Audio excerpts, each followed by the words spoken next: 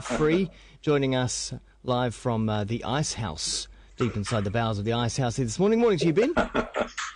Good morning. Good morning, and we're talking this morning about Steve Jobs, Rikky Gervais and Richard Branson. First up, Steve Jobs. Yeah, so interesting, he stepped down last week.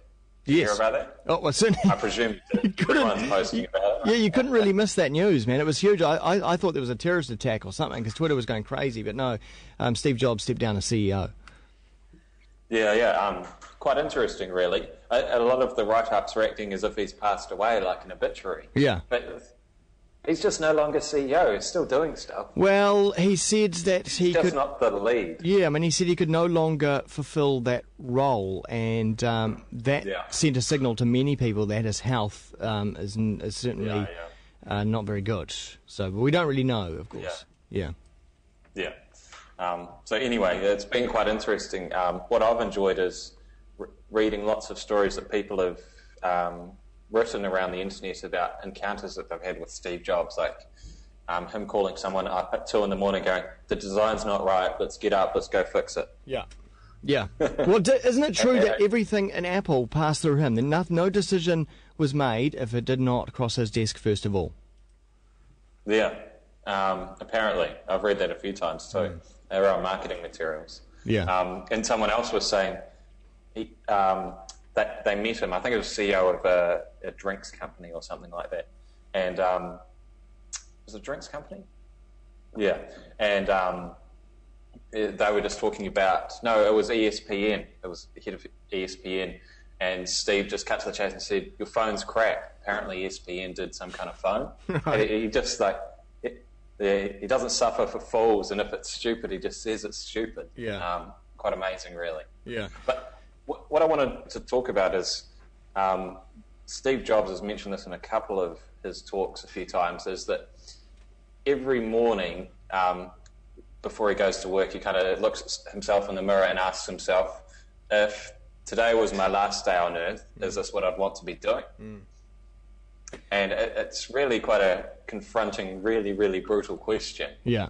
But the thing about that is, if you look at what Steve Jobs has done and the incredible level of business acumen he's created, but also technology and innovation, and how he's pushed innovation and pushed consumer adoption of innovation, you kind of start to see that those kind of things start to pay off. Yeah. It really does, that question, if you would ask yourself that every morning, really does, focus things, doesn't it? He told people that in that Stanford address, which you can see on YouTube, which is 15 minutes of very inspiring leadership from Steve Jobs. Really, really interesting stuff. Recommend. Yeah, really, really good. Yeah. If you just jump on YouTube and just put Stanford Steve Jobs, everyone should give it a watch. Yeah. But the interesting thing about that is, typically we only really ask ourselves those kind of brutal questions probably once a year, once every 2 years, usually around New Year's, at our New Year's resolution. Yeah. Not on a daily basis. So if you, on a daily basis is massive. But if you imagine you do that every year, we all ask ourselves then probably that 80 to 100 times in our life, right? Yeah. Whereas if you look at Steve Jobs, I'm not sure if he actually is doing it every day, but let's say he's been asking it 365 times more than us. Yeah, this is true. And you can kind of see that's a massive, massive difference in output. And the key thing with that is what you're doing is you're bringing the feedback loop closer.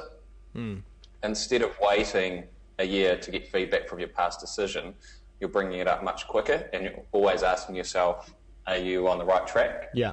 The trick, is, of course, is to ask yourself that, but then actually, if you're not on the right track, to actually make the change. That's the hardest thing to do. Yeah, exactly. And I thought there's also a nice analogy there for producing content online versus producing content 20 or 30 years ago. Right?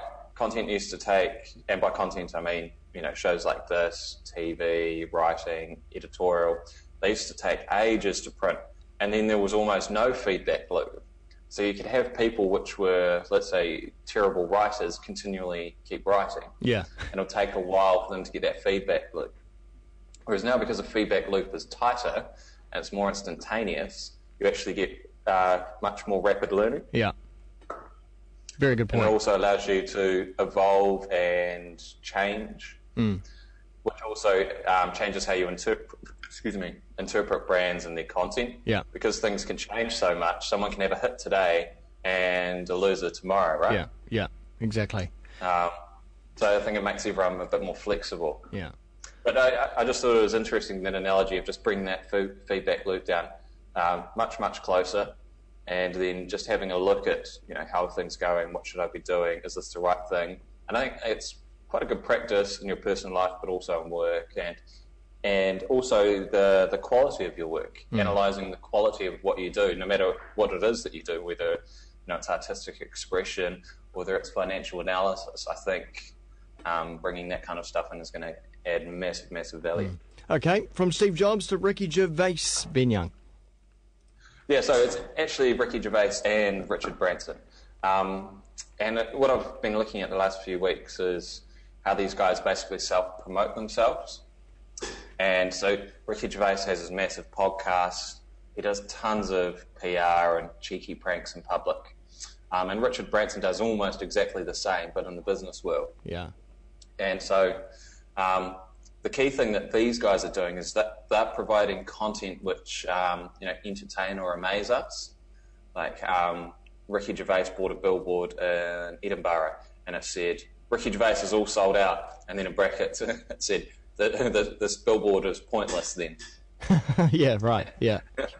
Yeah, so that got everyone talking about his show and the fact that it was sold out. Yeah. Richard Branson does all these stunts for when he's launching a new business, like dressing up in bridesmaids' dresses when they did Virgin dresses, dressing up and jumping off planes and all that kind of stuff. I think on a jet ski with a naked lady on the back. I think I saw that one somewhere.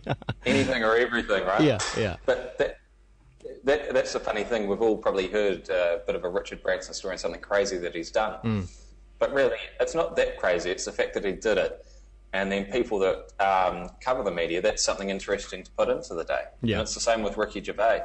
Like in terms of his line of work, him giving away all this free content actually spreads what he does further and faster. Okay, so what lessons can we take from that? Yeah, so the key thing is just to look at maybe how could you share some content about what you do, whether it's showing it behind the scenes, how to do this, case studies, stories, and share them in write-ups, or invite the press around, or do some kind of stunt. Because what it does is when you are interesting, you get an undue amount of media attention, because most people won't take that risk. Right. And so when you're doing something interesting, everyone flocks to see and check it out, see what you're up to. Very good lessons there, Ben. Thanks very much for those. Yeah, all good. Bwaggy.com, BWAGY.com is where you can head for more Ben Young, and also on Twitter as well. And we'll catch you same time next week.